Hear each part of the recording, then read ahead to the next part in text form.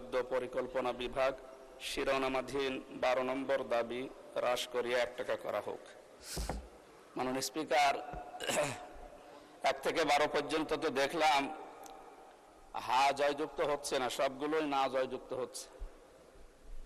তারপরেও আমার পক্ষ থেকে সরকারের দৃষ্টি আকর্ষণ করার জন্য নিম্নলিখিত কিছু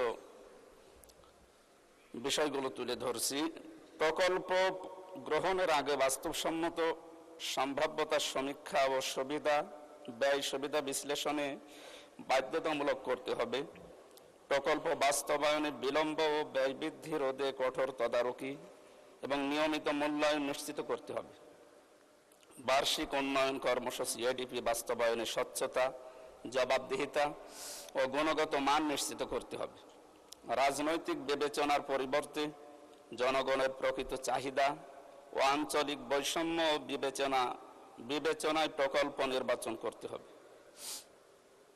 সময়ের সাথে সাথে দেখা যায় নিত্য নতুন দুর্নীতি, অপচয় এবং অনিয়মের বিরুদ্ধে গুরুত্বপূর্ণ ভূমিকা পালন করতে হবে। সংসদীয় স্থায়ী কমিটির সুপারিশ বাস্তবায়ন এবং প্রকল্পগুলো সম্পর্কে নিয়মিত তদারকি করতে হবে। মাননীয় স্পিকার, জনগণের প্রতিটি করের টাকা অত্যন্ত মূল্যবান, তাই পরিকল্পনা বিভাগকে আরো দক্ষ, স্বচ্ছ এবং জবাবদিহিতা